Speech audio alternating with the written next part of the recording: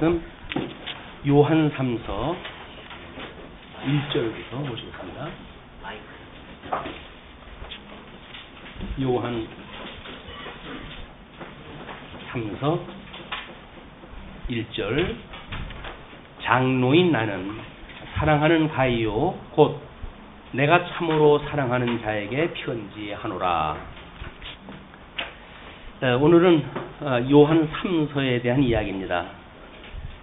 우리 요한 3서에 대한 그 주제를 전도자를 회방하는 자 경계라고 하는 제목으로 잡아놨습니다. 물론 그 전도자를 회방한다는 이야기는 우리 요한복음 1장에서 이야기했던 것처럼 천지를 지으신 그 하나님이 빛이시고 생명이셨던 그분이 이 땅에 왔는데 어두움이 그 빛을 알아보지 못했다고 하는 것으로부터 시작되어지는 이야기입니다.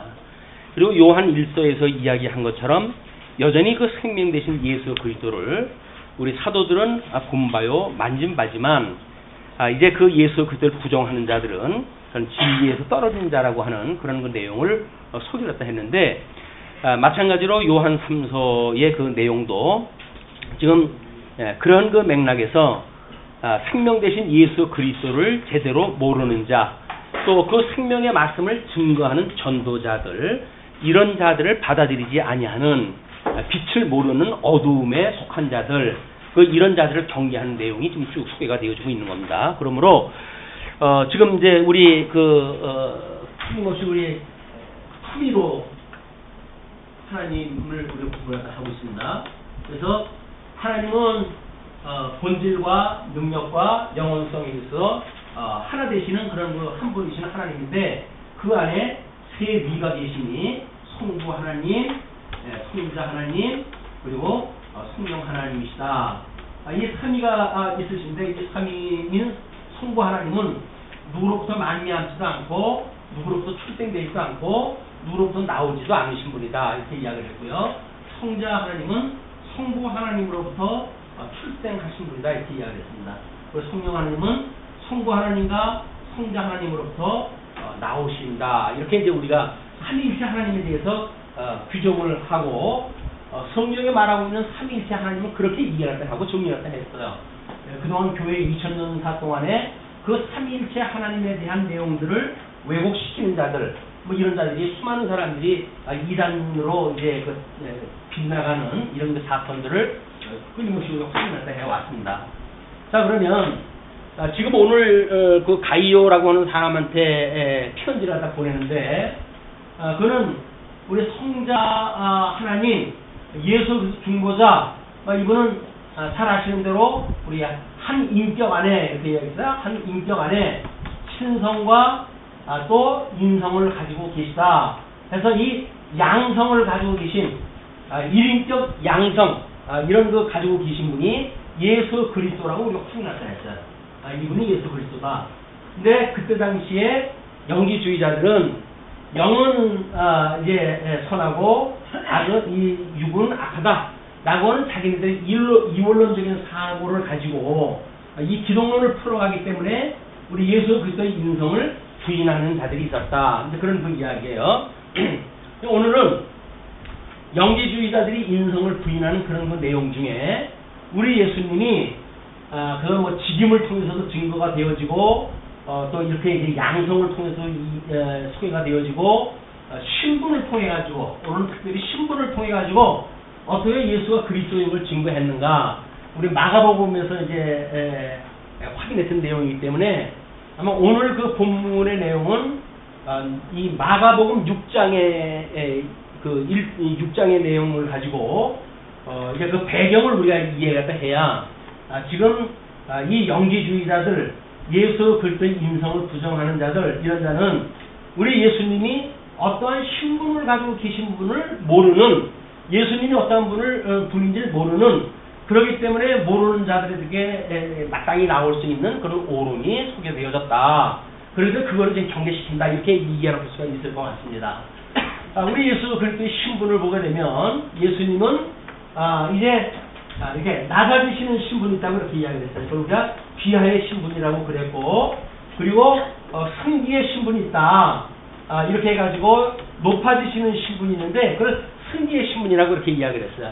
그래서 예수님이 우리 사도신경을 고백을 할 때마다 성령으로 잉태하사 공동묘 마리아에게 나시고 그리고 본디오 빌라도에게 고난을 받으시고 십자가에 못 박아 죽으시고 그리고 그가 음부에까지 내려가시는 것이 비하의 신분이라고 이렇게 이야기를 했어요. 우리 예수님은 하나님이신데도 불구하고 이렇게 낮으셨다 그 이야기 신분으로. 그러나 그 예수님께서 사망 권세를 이기시고 부활하시고 그리고 승천하시고 하나님 보좌 우편에 앉아 계시고 그리고 거기로부터 심판을 하러 오신다고 이렇게 우리가 신앙 고백을 했잖아요. 그래서 예수 그리스도의 높아지신 신분을 고백을 한 거예요. 사도신경을 고백을 할 때마다 우리는 끊임없이 예수님은 우리 하나님이 영광의 본체가 되어진다고 한다면 우리 예수 그리스도는 이 본체에 방체로 해가지고 이 땅에 오셨다고 이렇게 이야기를 했어요. 예, 하나님과 공동됨을 취하지 아니하시고 이 죄된 인간의 모습을 입고 이 땅에 낮아지셔서 하나님 앞에 순복하신 그런 그 일이야말로 우리 예수님이 낮아지신 신분을 증거를 갖다 하고 죽었던 성도들로 하여금 이 낮아진 예수 그리스도를 본받아서 우리가 어떻게 이 어린 양 권세를 가지고 이 사망 권세가 장악하고 있는 세계를 살아가는가 이런 걸 우리가 끊임없이 가르쳐준다고 이렇게 확인하다 했습니다. 자 그러면 이제 비하의 신분과 승기의 신분이라고는 오늘 조금 다른 관점에서 이제 신분을 가지고 이렇게 한데도 불구하고 인성을 부인을 한다면 이 사람들은 기독론에 대하여 아무것도 모르는 사람들이에요. 그리고 그 예수님을 믿는 성도들이 우리 영으로 해가지고는 구원을 받았고 중생이 되어져서 구원을 받았고 그러나 아직도 육신은 사망 원세 아래 있음에도 불구하고 이걸 우리의 성도라고 이렇게 하죠. 중생인 성도. 그런데 이 성도가 영으로 해서 구원을 받았기 때문에 육신 아직도 예수 믿는 사람들이 육종으로 죄를 짓는 것에 대하여 문제될 것이 없다라고 주장하는 자들은 여전히 이 자들의 논리하고 같은 논리다. 그래서 예수 그리스도께서 이게 낮아지신 신분에 대한 이걸 끊임없이 우리들로 확인하다 해서 우리가 예수 그리스도 온전케 하신 예수 그리스도를 바라보고 그 예수 그리스도의 형상을 닮아가고자 하는 이런 성도의 삶을 우리 성령께서 살아가게 하신다고 하는 사실이 우리 요한 3서를 통해서 얼마나 이걸 우리가 받아들이는가는 역사적 해석이 겸해져야 될 거라고 보여집니다. 왜냐하면 그 요한 3서의 2절에 사랑하는 자여 내 영혼이 잘된 같이 내가 범사에 잘되고 강건하기를 내가 강구하노라. 이 한 구절이 대한민국의 산업화 시대가 열리면서 지방에 있던 분들이 도시로 몰려들 때입니다. 그때에 이 한 구절을 삼박자 구원이라고 하는 그런 교리를 만들어 가지고 그런 사람들을 수용했던 아주 동양에서 제일 큰 교회가 있어요. 물론 그 말년에는 감옥소를 왔다 갔다 하고 온 가족이 재산 문제로 해가지고 완전히 파탄난 그런 그 집안 그런 그 모습을 우리가 보지만은 이게 물질 그런 문명 시대에 첨단을 걷던 그런 가난의 한이 맺힌 이런 사람들이 만들어냈던 신학의 그 한 부류입니다. 그래서 자체적으로는 자아신학화의 모델의 성공적 사례다. 이렇게 자찬을 하기도 해요. 왜냐하면 그동안 우리 그 유럽에서 믿었던 기독교가 아니라 한국의 기독교가 들어온 뒤에 가장 한국적인 그런 그 기독교를 만들어냈다는 이야기예요. 신학을 한국적 기독교의 신학을 만들어냈다는 이야기입니다. 우리 하나님이 서양에서 믿는 하나님하고 동양에서 하나님하고 다른가 봐요. 그러니까 꼭 사람들은 이분법적으로 나뉘어요. 자기가 처해져 있는 곳에서 그걸 정당화하고 싶은 것이 상대적으로 지음을 받은 인간의 한계입니다. 절대 다 하나님을 인식을 다 할 수가 없어요. 그런 사람들은. 끊임없이 자기가 처해져 있는 곳에서 자기가 뭔가 목표를 세운 거를 이루고 하는 것이 기독교라고 이야기를 하는 거죠. 근데 요한 그 3서의 2절 내용은 어떠한 성경 신학자도 이거를 명확하게 설명을 해준 데가 없어요. 그분이 설명했던 것에 대동소이하거나 반대를 주장하는 사람들도 그저 문자적인 어떤 반박을 처했을 뿐이지 역사적인 해석을 통해 가지고 반박한 사례가 없더라고요. 그런데 우리가 요한 2서를 공부할 때 요한 1, 2, 3서의 역사적 배경이 우리 90년경이라고 이렇게 이야기했어요. 90년 이 경은 그 도미티안이라고 하는 로마의 황제가 네로의 그 뒤를 이어가지고 네로 황제 이후에 가장 악랄한 로마 제국의 황제로 해가지고 기독교를 박해했던 그런 그 황제가 있을 때입니다. 자, 우리 한번 상식적으로 생각을 해보죠. 로마 제국에 그런 엄청난 정치적 박해가 있었고 영지주의자들이라든지 이런 자들의 신학적인 이런 그 박해가 있었을 때 요한이 편지를 썼습니다. 근데 내 영혼이 잘된 것과 같이 범사에 잘되고 강건하기를 내가 원하노라 라고 했던 그 인사말이 그 기도했던 내용이 과연 지금 그분이 말했던 것처럼 그런 물량주의적인 복을 갖다 추구했던 내용일까요? 그냥 기가 막히고 코가 막힌 거예요. 역사적으로 봤을 때 도대체 이해가 안 되는 겁니다. 신앙생활하기가 급급한 그런 시대에 배불른 걸 그 사람들이 추구를 했겠어요, 지금. 하나님을 믿는 그 믿음의 생활이 막히고 있고 압제를 당하고 있고 그래서 그 사람들이 없는 곳으로 피해가면서 신앙생활을 하는 사람들인데 사회적으로 돈이 있으므로 그 사람들이 사회적으로 봉사가 잘 되면 모르겠어요. 그냥 역사적 해석이 결여되어진 문자적 해석이 만들어내는 오류입니다. 요한 3서에 나오는 2절은 그렇게 풀어가지고 설명이 안 돼요. 그럼 어떤 걸 우리가 봐야 될까요? 물론 2절 이후에 나와져 있는 모든 내용과 뭔가 일맥상통하는 어떤 그런 원리 가운데 2절이 소개가 되어져야 되겠죠. 우리는 문자를 알기 때문에 문맥을 이해한다고 생각이 들지만 사실은 모든 문자라고 하는 그 이야기는 문맥을 통해 가지고 확인되어지는 거예요. 그러니까 더군다나 이렇게 다의적인 그 어떤 성경의 특수성을 가지고 있는 이런 언어는 하나의 언어인데도 불구하고 여러 가지 뜻이 있는 그런 그 개념이 있잖아요. 그거를 도식적으로 만약에 사용을 한다면 그거야말로 코에 걸면 코걸이고 귀에 걸면 귀걸인 거예요. 그러나 지금 이 요한 3서 1절서부터 15절까지 길지도 않은 내용 아니에요? 그 처음부터 끝까지 읽어보면 그때 이야기한 것은 그것이 아니겠다 라고 하는 건 너무나 자명한 일 아닙니까? 근데 워낙 내가 돈이 궁해요. 산업화 시대가 되어지면서 눈만 뜨게 되면 잘 살아보세 잘 살아보세 라고 하는 노래소리와 함께 우리가 눈을 뜨고 그리고 우리가 살아왔던 그 인생 아닙니까? 그러니 얼마나 잘 사는 거야 한이 맺힌 우리 민족이겠어요. 거기에 기독교가 복을 준다고 그러니까 너나 할 것 없이 다 그 만몬주의에 함몰되어서 한 거예요. 그 돈을 향해 가지고 모든 교회가 그쪽으로 이제 향해서 간 거예요. 거기엔 진정한 복음이 없습니다. 이 세속적인 물량을 따라가는 데는 복음이 없는 거예요. 그거하고 반한 저 영원한 하나님 나라를 소망으로 살아가자는 거 아니겠어요? 눈에 보이는 걸 추구하며 살아가는 것이 기독교라고 한다면 기독교가 특별한 기독교가 뭐가 있어요? 그 사람들 말마다나 서구 기독교가 다르고 우리 이 동방의 기독교가 다르고 그렇게 될 수밖에 없겠죠. 그러나 기독교라고 하는 것은 이 1.1핵이라도 더하거나 감할 수 없는 완전 무결한 하나님의 말씀으로 계시되어진 성경이에요. 그렇기 때문에 이거는 얼굴색이 하얀 사람이 보거나 검정색의 그 얼굴을 가진 사람들이 보거나 우리 동양 사람들처럼 누리끼리 하는 사람들이 보거나 성경의 내용은 진리의 말씀인 거예요.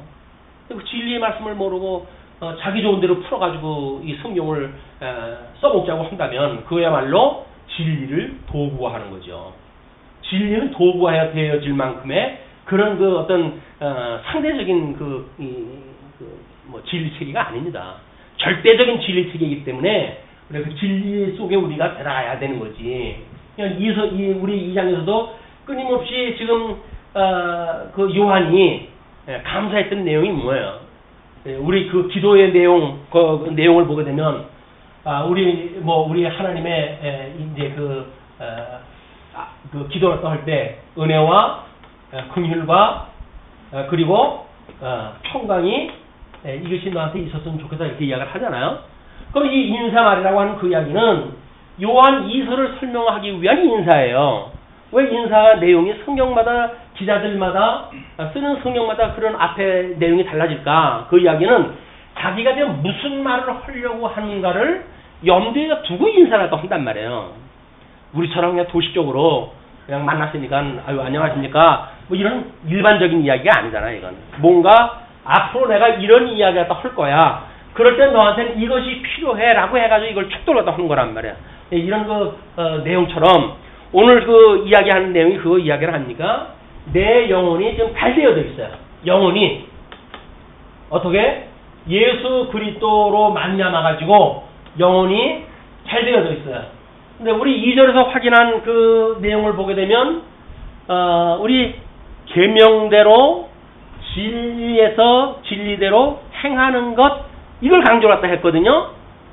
우리는 왜 끊임없이 지금 요한서에서는 진리와 행위 문제, 이 진리 문제와 행위 문제가 동반해가지고 언급이 되어질까?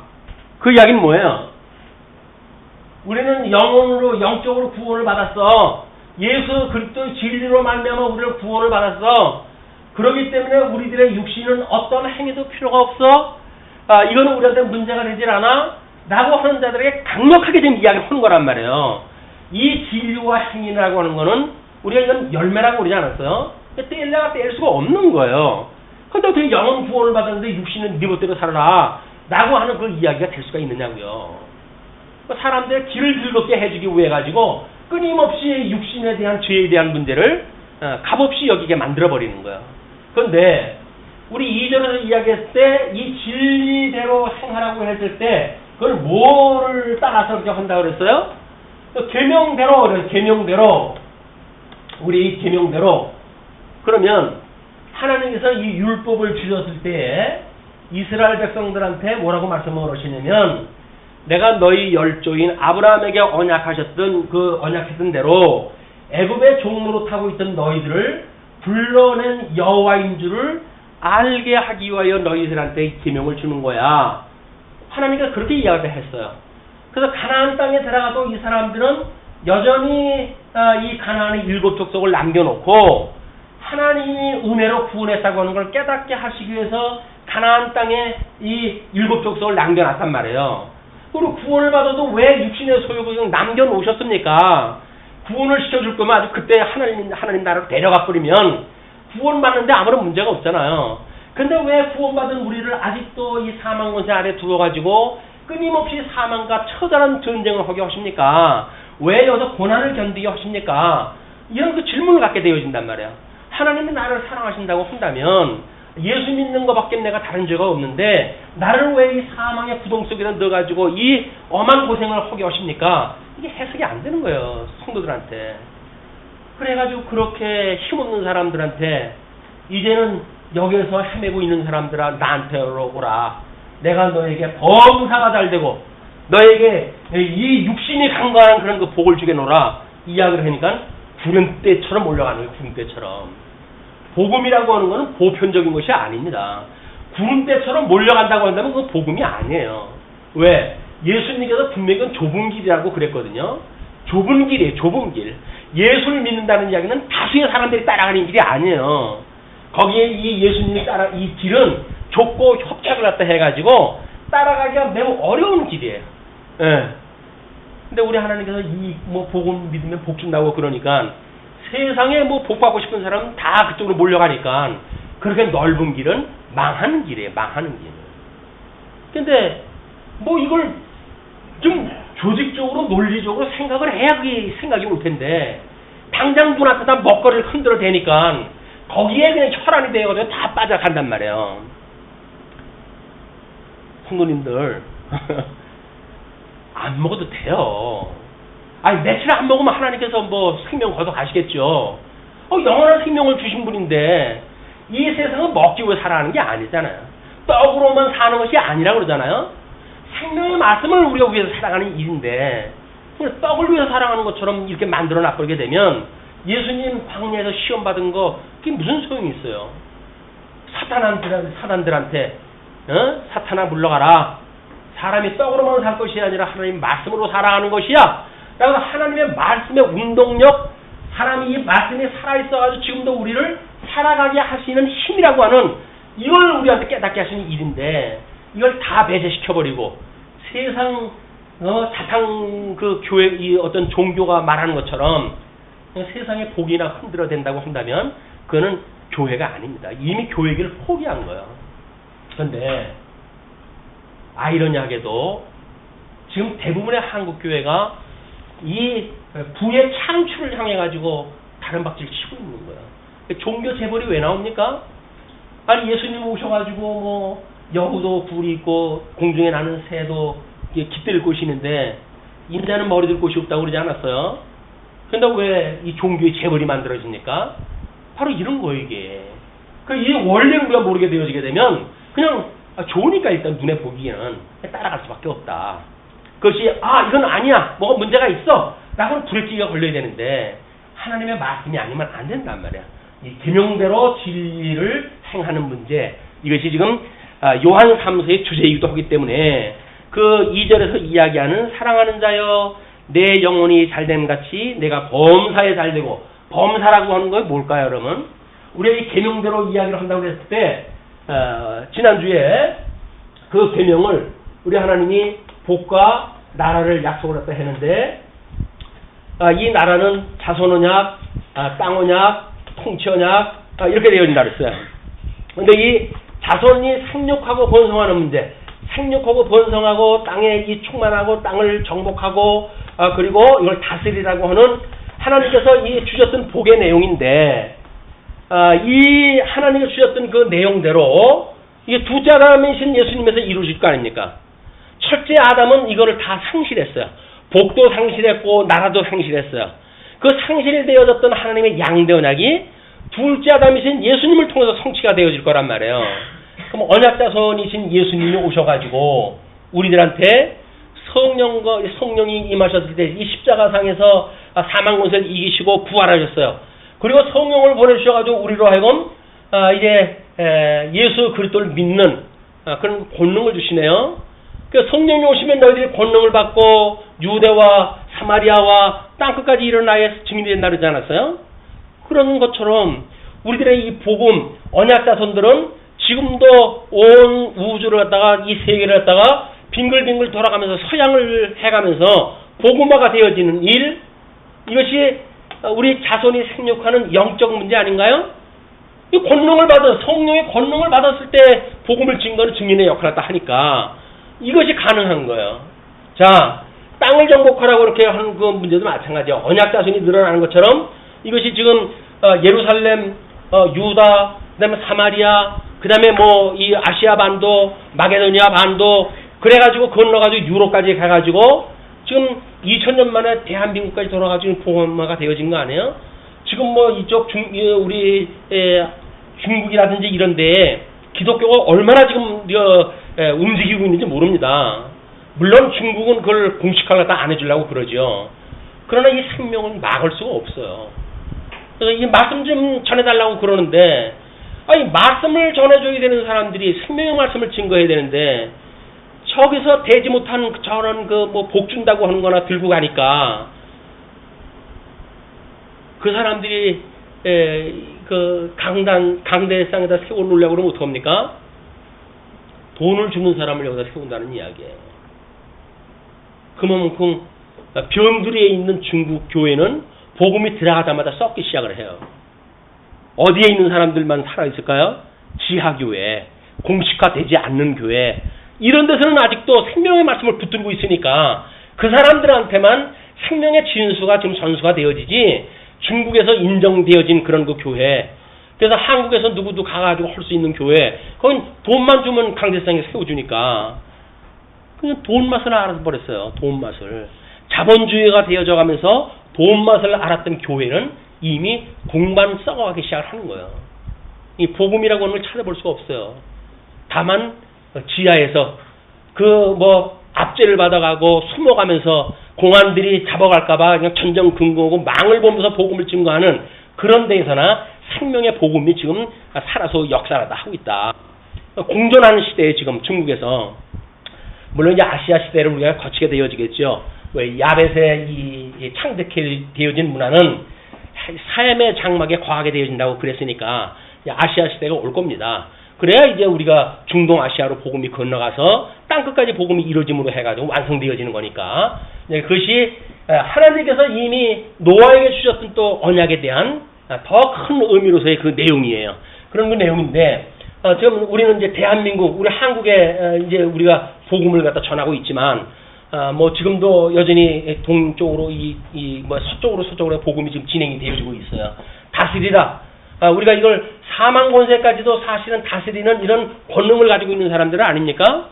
세속주의에 물들어 있는 사람들한테 복음을 증거하고 그 길이 망하는 길입니다. 복음을 듣고 생명으로 나오세요. 라고 이 생명을 증거한다는 이야기가 뭐예요? 그런 자들의 이 세속에 우리가 종로로서 하는 것이 아니라 오히려 세속을 지향하는 사람들을 우리가 다스려야 될 사람들은 아니에요. 우리가 제사장 그룹인데 제사장들이 겨우 그래 이 세상이 흔드는 거에 우리가 따라갈 수는 없잖아요. 근데 이 교회에서 그걸 앞장서가지고 이야기를 다 하니까 그런 교회는 하나님께 전하던 복음이 아닙니다. 갈라디아에서 이야기했던 것처럼 내가 전했던 복음 이외의 복음을 전하는 자들에게 저주가 있을지어다 라고 선언한 그런 그 이유가 세속적인 걸 가지고 흔드니까 그러는 거예요.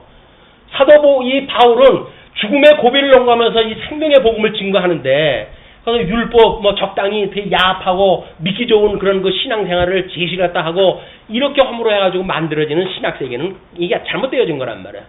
우리가 이 시대에 그래도 하나님께 우리한테 이 진리의 말씀을 분별할 수 있는 막 이런 말씀을 주셨다고 하는 그 이야기는 그래도 위로가 되어지는 시간이라고 보여집니다. 자, 이렇게 되어진 자들, 그러면 이거 우리가 나라의 3대 요소라고 그랬어요. 범사라고 하는 게 뭐라고요? 이게 범사의 범사. 그럼 가이오한테 범사에 형통하라는 이야기는 뭐예요? 범사에 잘 되라는 이야기는 뭐예요? 신앙생활 해가는데 문제없이가 잘 됐으면 좋겠다 그 이야기예요. 세상에 돈 준다고 하는 게 잘 되는 게 아니라니까요. 영적으로 네가 새로운 생명을 얻었으니 내가 추구하고 있는 모든 이 어떤 그 복음 생활, 하나님을 섬기는 신앙생활 이거의 범사에 잘 됐으면 좋겠다 그 이야기예요. 왜? 대적자들이 할 수만 있으면 쓰러뜨리려고 지금 총 공격을 갖다 해오고 있으니 네가 거기에서 잘 되는 신앙생활 했으면 좋겠다. 저 거짓쟁이들한테 미혹당하지 말고 너는 이 복음을 붙들고 이 진리를 위해 살아가는 진리의 여건이 했으면 좋겠다. 그 이야기예요. 내가 너에게 전해줬던 이 진리를 붙들고 그냥 진리뿐만 아니라 진리를 행하는 그런 성도의 삶을 살았으면 좋겠다. 그게 범사에 잘 되는 거예요. 범사에. 강건하다는 건 뭘 거예요 또? 육체의 강건을 갖다 이야기하는 건가요 또? 육체라고 하는 건 뭐예요? 여기서 그러면 이거의 강건에 우리가 이 영은 구원을 받았어요. 영은 잘 됐어요. 그럼 이 육체는 뭐가 남아져 있어요? 이게 만약에 우리 인격이라고 이야기를 한다면 우리 뭐 지정이라고 하는 것이 적어도 아마 모든 사람들이 동의하는 인격의 구성 아닙니까?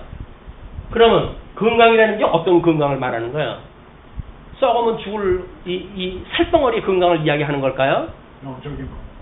영적인 건강은 뭐 영혼이 잘 됐다고 그랬으니까 뭐 영적인 건강은 잘 돼 있는 거예요.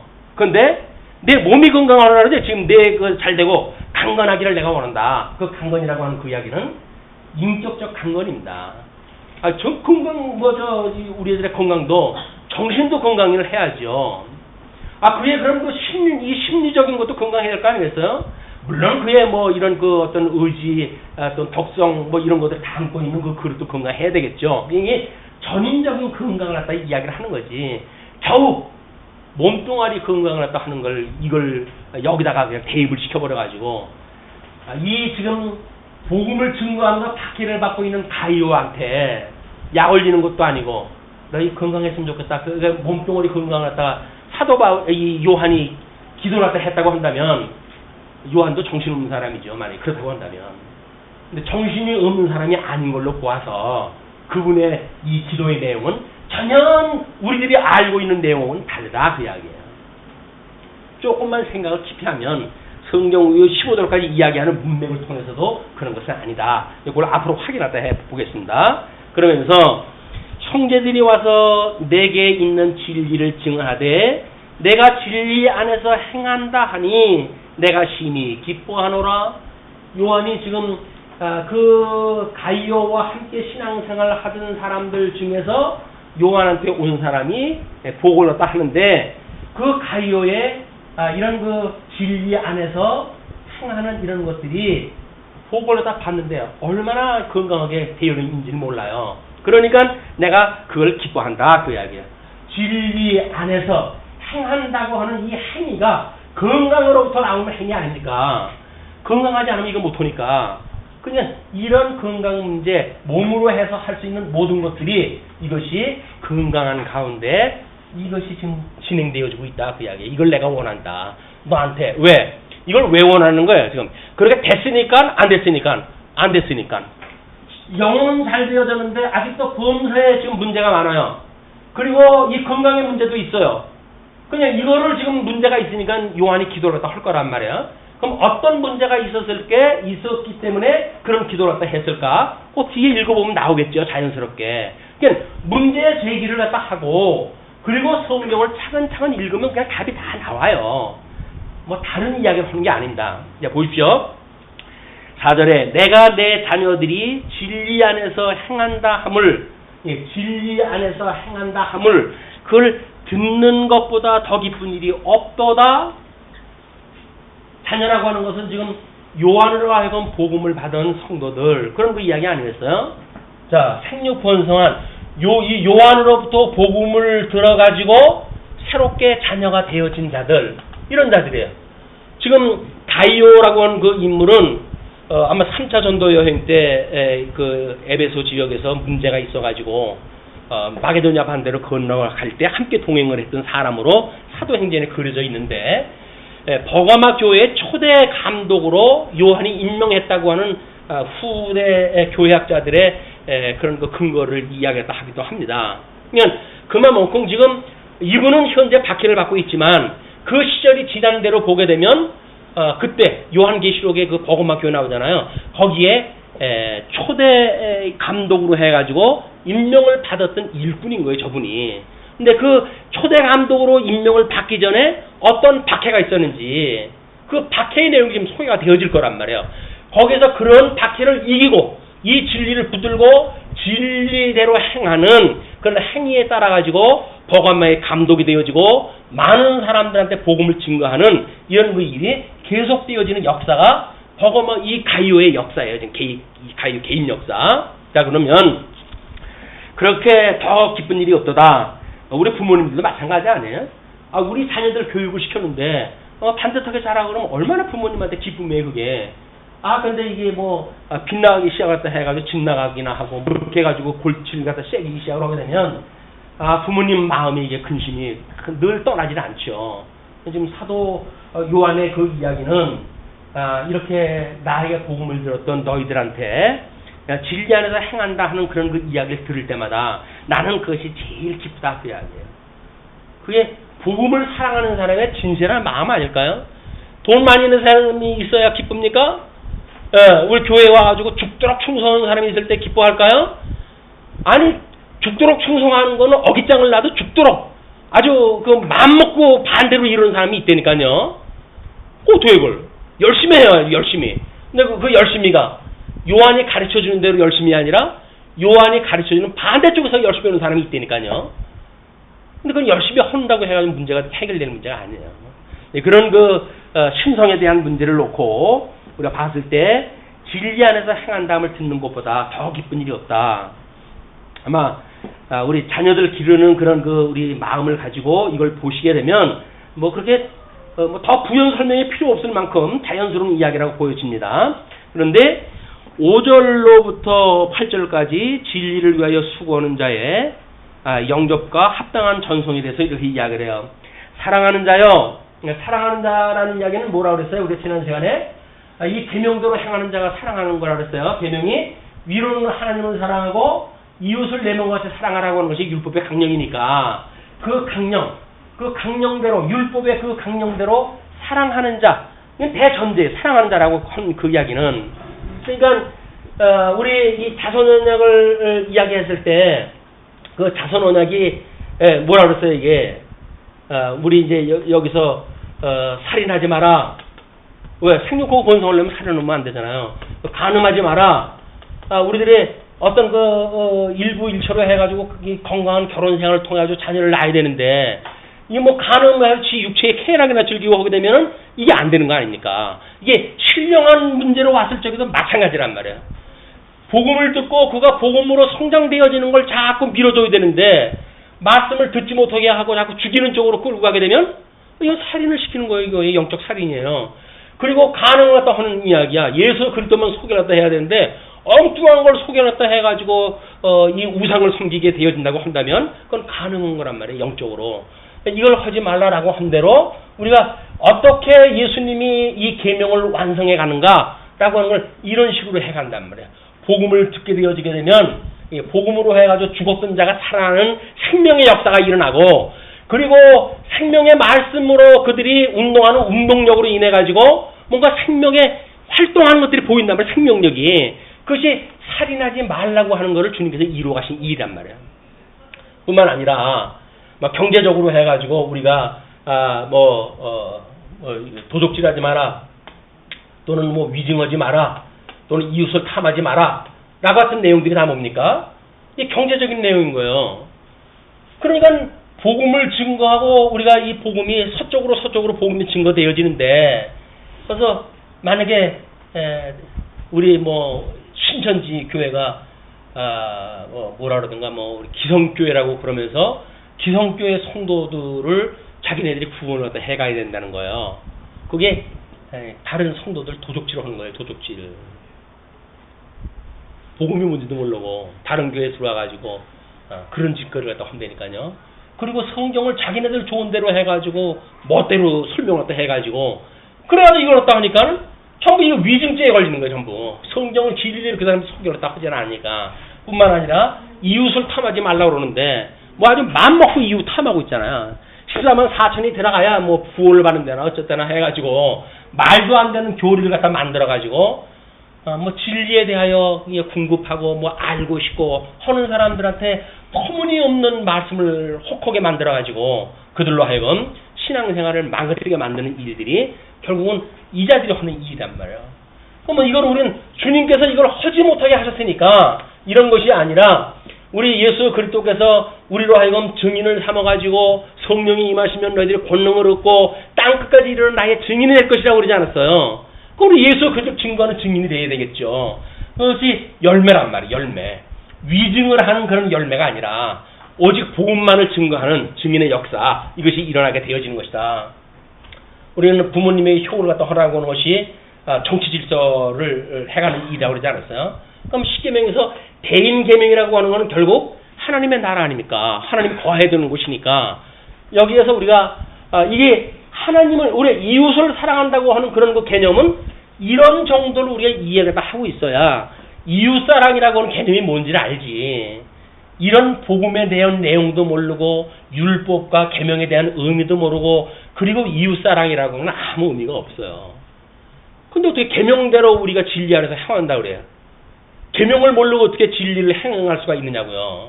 계명도 모르면서. 안 되는 거예요. 그건 사랑이 원천적으로 이미 불가능한 거야. 근데 그걸 갖다 뭐 사랑이라고 하는 게 더듬어가지고 알 수가 있는 건가요? 아니잖아요.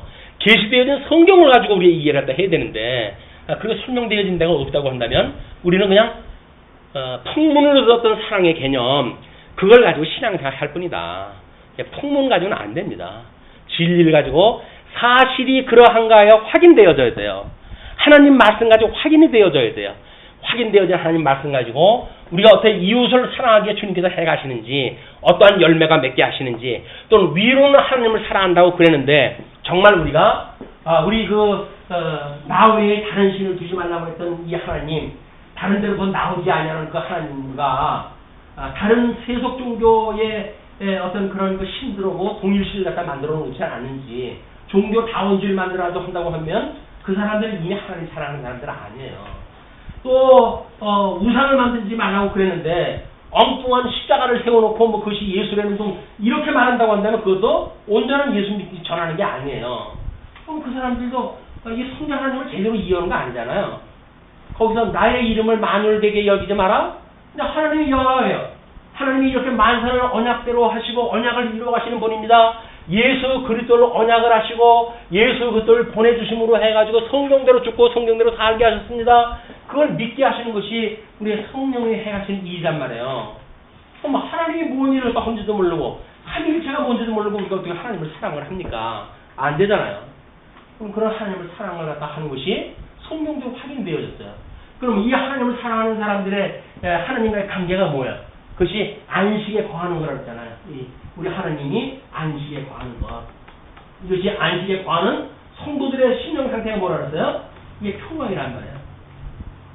예수님이 내 안에 계시니까 우리는 이 평강 가운데 살아갈 수가 있다. 이것이 하나님을 믿고 살아가는 위로는 하나님을 사랑하고 이웃을 내 몸같이 사랑하라고 했던 그런 계명대로 진리를 행하는 문제란 말이에요. 계명대로 진리를 행하라. 자, 그러면서 이제 이렇게 이야기를 합니다. 그들이 교회 앞에서 사랑하는 자여 내가 무엇이든지, 그것도 마찬가지예요. 무엇이든지 그 이야기는 범사에 형제 곧 나그네 된 자들에게 행하는 것은 신실한 일이니, 형제를 대하는 모든 일들에 이게 형제를 대하는, 그때 가이오가 있던 교회로부터 그때는 나그네들이 복음을 증거하고 그러지 않았어요. 이제 정도자들이 뭐 지금처럼 목사들이 많아가지고 남아돈다고 한다면 모르지만 그때는 이 복음 증거하는 사람들이 없으니까 나그네들처럼 그 사람들이 가가고 방문하다 하면서 복음을 증거하기도 했고 교회 와서 성경을 가르치기도 했고 이렇게 했단 말이에요. 그러니까 나그네들이 이제 이 형제들이 방문하다 했을 때 그 이야기예요. 사랑하는 자여 내가 무엇이든지 형제 곧 나그네들에게 행하는 것은 신실한 일이니, 믿음으로 해가지고 그것이 진실한 그 일이니 그들이 교회 앞에서 너의 사랑을 증언하였느니라.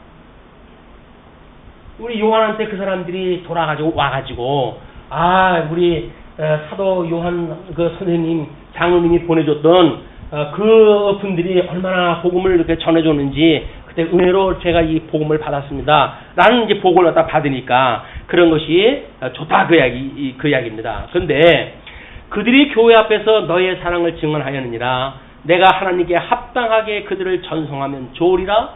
전송하면이라는 이야기는 뭐예요? 옳게 그렇게 받아들이고 그리고 그러하여금 거기서 유숙게 하고, 우리 마가복음 6장의 내용에 보게 되면 예수님께서 제자들을 2명씩 해가지고 전도를 보내요. 그때 너희들은 지팡이 하나만 들고 전도를 가라 그 이야기예요. 왜? 복음을 증거하는 자에게 필요한 모든 것들 하나님께서 뭐가 필요한지 다 알아. 그럼 너희들은 다른 거 가지고 갈 생각 하지 말고 지팡이만 하나 그냥 의지하고 가라 그 이야기예요. 근데 지금부터 그들이 갔더니, 그리고 만약에 복음을 증거했을 때 복음을 받아들이지 않은 자가 있으면 어떻게 하라고요? 발에 신발에 먼지를 털어버리래요. 그리고 그걸 증거를 삼으래요. 그 증거를 삼는다는 이야기는 뭡니까? 거기로부터 나중에 심판을 하러 오실 때에 먼지들이 다 고발했다 하는 거야. 내가 복음 증거했을 때 그 복음을 받아들이지 않고 나를 갖다가 구박하고 그랬어요. 라고 다 구박을, 그때 내가 그 사람 발 위에 있었어요. 라고 증거를 갖다 하는 거예요. 세상에 어떤 증거 안 되는 게 없어요. 눈에 보이는 것만 된지는 않은데 그렇지는 않습니다. 우리가 하나님 앞에서 살아가야 될 이유는 눈에 보이지 않는 모든 것들이 증거가 되어진다는 거예요. 그럼 우리는 옷깃을 여미고 살아갈 수밖에 없는 거예요. 자, 네, 그렇게 되어지는데, 그렇게 했을 때, 그 이야기 했던 것처럼, 만약에 이 나그네들이 왔을 때, 내가 그들을 잘 전송했으면 좋겠다. 그 이야기는 뭡니까? 그러면, 그들은 지팡이 하나만 의지하고 갔잖아요. 근데 마침 그 교회에 갔더니, 그냥 뭐 뜨거운 환영을 했다 하고, 그래서 복음을 증거하고, 진리 안에서 서로 사랑을 교제하고, 그리고 이제 돌아갈 때가 됐어요.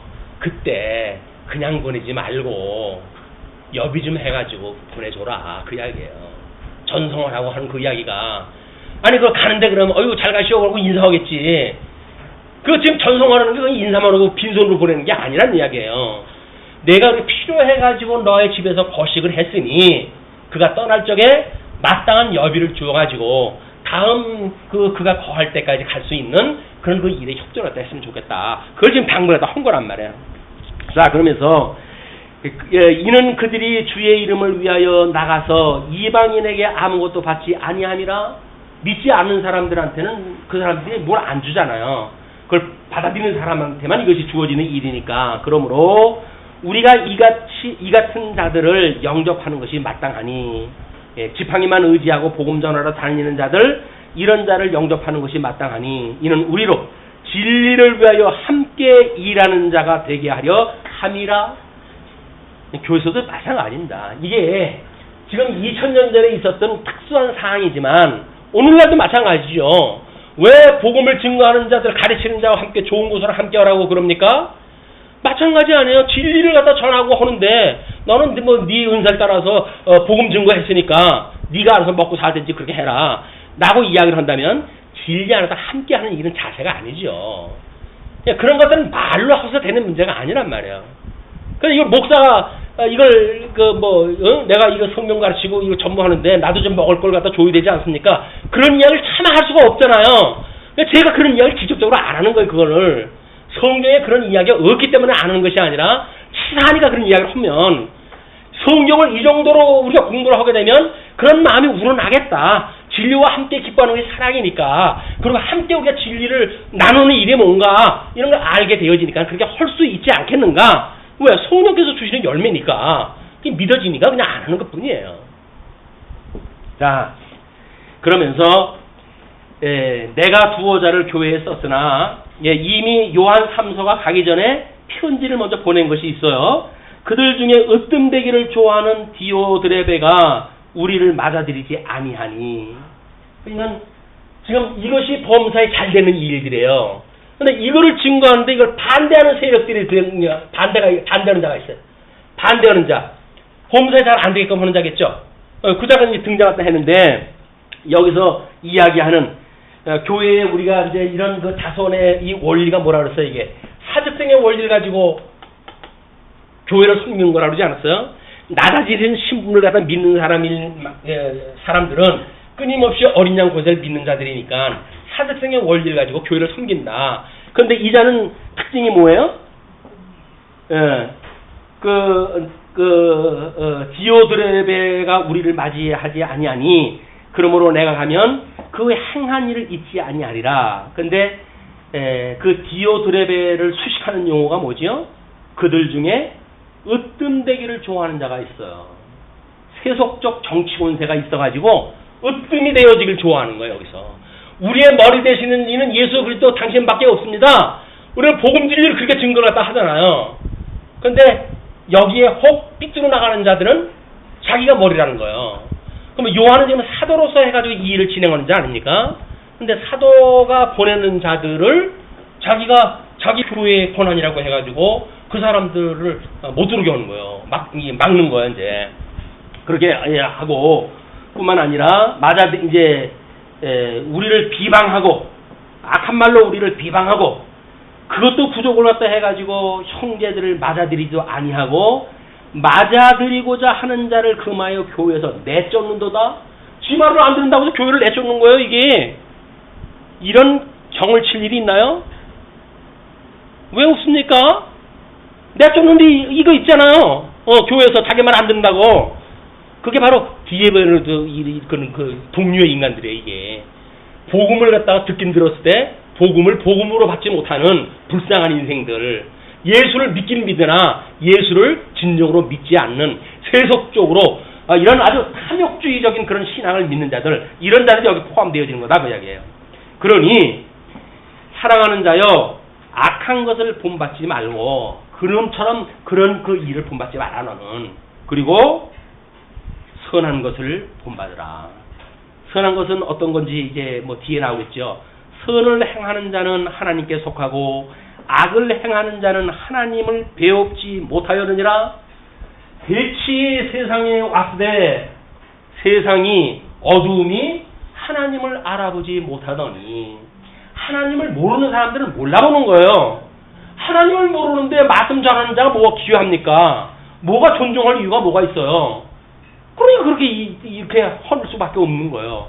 들어오지 못하게 하고 자기가 거기서 대장 노릇하고 뭐 그때 뭐 초기에 감독으로 혹이 있지 않았느냐 뭐 이렇게 역사학자들은 이야기하기도 합니다. 그거는 나도 감독인데 뭐 너 사도면 다 하냐 뭐 이렇게 해가지고 자기 어떤 아성을 만들어가는 일들이죠. 자, 초대교회 때도 이런 일이 있었는데 지금 이런 일이 당연한 겁니다.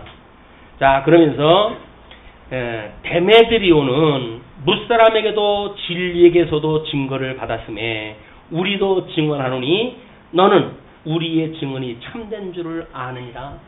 여기에 데메드리오라고 하는 또 이 사람이 있는데 그 사람은 잘 받는 거예요. 자, 우리 가이오의 신앙생활을 다시 한번 보지요. 그러면 가이오가 있었던 그 교회에 여기서 이야기했던 디오드레베라고 하는 그런 그 인물하고 같은 교회에 있다고 치십시다. 근데 거기서 가이오가 근데 물론 이 사람들이 뭐 어떤 성경학자는 그렇게 이야기를 해요. 요한 2서를 보냈을 때 이단들은 집에 들이지도 말라 이런 그 이야기가 있잖아요.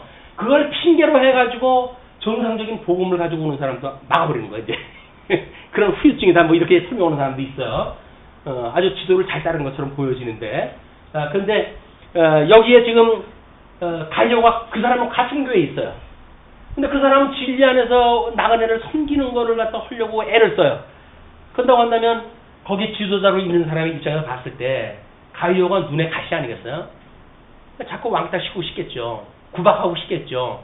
그럼 불이익을 당하는 거야. 다른 사람들을 갖다가 MA 뭐 이렇게 교목의 말을 갖다 해가지고 가이오에게 뭐 그런 불이익을 갖다 줄 만한 그런 그 분위기를 만들어가고 자 가이오가 그때 심정이 어땠을까요? 그런데 우리 요한이 내가 그렇게 하는 것이 그게 참 선한 일이다. 선한 일이라는 거야. 얼마나 큰 위로가 되겠어요. 눈에 보이는 사람들마다 같은 교회에 있는 사람들이 전부 왕따를 시키고 있는데 요한의 편지를 받고 보니까 내가 그렇게 섬기는 일이 당연한 거야. 그게 선한 일이야.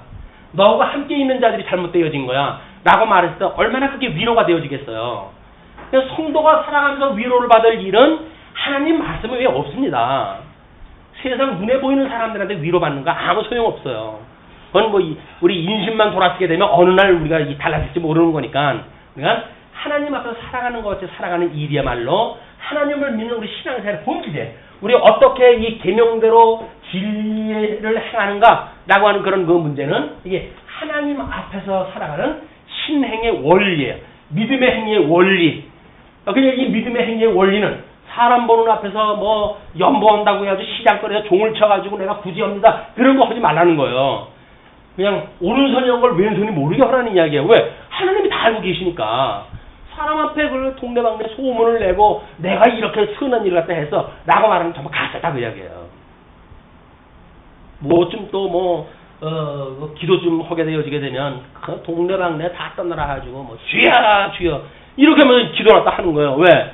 자기 기도를 다 한다고. 그냥 예수님이 얼마나 아주 밀상이었으면 골방으로 들어가라요. 골방으로 들어가라. 아무도 모르게 골방 들어가서 해라. 어떤 사람이 뭐 글을 썼는데 그러더라고요. 교회에서는 주여 주여 나가서는 죽여 예수 믿는 게 예수 믿는 게 아니에요. 사람들이 얼마나 사악해가지고 믿지 않은 사람들 더 영악스럽게 살아가려고 그러니까 그게 무슨 주여를 갖다 교회에서 사지면 뭐래요. 교회 문 나가자마자 죽여오는 그런 그 신성을 가지고 안 되는 거예요. 이게는 하나님의 말씀을 가지고 살아간다고 이야기를 하게 되면 불이익이 있어도 어린 양 권세를 믿는다고 한다면 그 예수님이 해간다고 믿어지니까 저기로부터 심판하러 오신다고 믿어지니까 아마 그때 오실 때 우리 주님께서 대신 심판해 주시겠지. 그게 믿어지면 참는 거예요. 인내하는 거예요. 그렇게 되어진단 말이에요. 열매를 맺게 하신다. 자, 그런데 그런 그 가이오한테 된 그 위로의 편지를 갖다 쓰는 그런 맥락으로 봤을 때 우리 앞에서 이야기했던 영혼이 잘된 같이 범사에 잘되고 강건하기를 원한다라고 하는 그 의미가 대한민국에서 1980년도에 일어났던 그런 그 문화, 기독교 문화를 만들어냈던 건 아니라는 거는 삼척동자 다 아시겠죠? 이게 창피해. 그런 얘기를 하다 보면 창피해야 돼. 아니, 어떻게 그렇게 성경을 푸나? 창피스러워야 되는데 자랑스러운 거예요, 그게. 자신학하에 성공적 뭐 모델이나 어쨌다 하면서 평가갔다고. 자, 그러면서 이제 끝으로 인사를 맺습니다. 내가 내게 쓸 것이 많으나 먹과 붓으로 쓰기를 원하지 아니하고 속히 보기를 바라노니 또한 우리가 대면하여 말하리라. 대면, 얼굴을 마주하는 것. 우리는 성경을 통해서 하나님을 배웁니다. 성경을 통해서 하나님을 배우는데 우리 부분적으로 우리 고린도서에서 사도 바울은 그래요. 부분적으로 알고 예언도 하고 방언도 하고 했을 때 너희들이 부분적으로 지금 그런 것들을 해놔. 온전한 것이 올 적에는 어떻게 된다고요? 그런 게 다 폐해진단 말이에요. 그 온전한 것이 온다고 그러면서 뭘 소개했어요? 사랑을 소개했잖아요. 사랑. 제일 큰 은사를 소개한다고. 그리고 사랑을 깨달았다고 한다면 이제는 하나님하고 얼굴을 마주보고 사는 거란 말이에요. 마주보고. 근데 하나님을 마주보고 형제를 갖다 저주고 살아갈 수가 있을까요? 하나님을 안 보고 살아가는 거죠. 뭐 요즘 가면 무도가 유행이던데 노래도 가면 쓰고 나와서 하고 뭐 영화도 검사도 가면 쓰고 검사도 또 가면이 유행이더라고요. 왜? 요즘 워낙 위증의 시대가 됐어요. 위증의 시대가 돼가지고 가면을 써야 뭔가 이 본심이 드러나요. 이런 웃지 못할 세상에 우리가 살아가는 것 같습니다. 자, 우리가 대면하여 말하리라. 평강이 내게 있을지어다. 여러 친구가 내게 문안하느니라. 너는 친구들의 이름을 들어 문안하라. 그러니까 평강이 있을지어다. 이 평강은 여기서 지금 이 육신의 지정의 모든 인격적 이 마음의 평강이 있으니까 이 건강이 있었으면 좋겠다. 영혼이 너가 잘 됐잖아. 그러니까 심령의 평강이 있었으면 좋겠어. 마음의 3대 요소가 뭐라고요? 지정의. 이거 평강이 있으라는 이야기예요. 거기서 무슨 예수 믿으면 뭐 아픈 게 낫는다는 둥 이런 소리 하면 안 되는 거예요. 무슨 이 놀라운 복음이 겨우야 사람들 병 고쳐주는 걸로 이게 전락이 되면 되겠습니까? 아닌 거예요. 이건 우리들의 이 심령의 평강이 나한테 있었으면 좋겠다. 건강해서 지적으로도 정적으로도 이 의지적으로 평강이 있었으면 좋겠다. 그걸 인사했다 해서 끝을 맺습니다. 너는 친구들의 이름을 들어 문안하라. 우리가 너한테 문안하니까 너도 이런 좋은 소식을 같이 문안하다 해서 함께 이 진리 안에서 기뻐했으면 얼마나 좋겠니? 그게 사랑이 아니겠니? 그래가지고 우리 가이오한테 편지를 다 쓴 겁니다. 물론 그 가이오는 이 여기서 말하고 있는 이 데메드리온가 그 친구고 그 친구지 그 반대 친구니까 같이 있었던 그 사람이니까 그 교회에 보낸 편지예요. 그걸 사사로이 개인에게 보낸 편지다 이렇게 굳이 구분했다는데 그렇지 않습니다. 그 교회에 보낸 편지였고 가이오에게 특별히 왕따를 당하고 있는 가이오가 그 처해져 있는 교회에서 하나님의 은혜를 깨닫고 진리를 행하기에 이게 위로가 되어지는 그런 말씀이 지금 소개되어진 거다. 말씀 주시죠. 기도.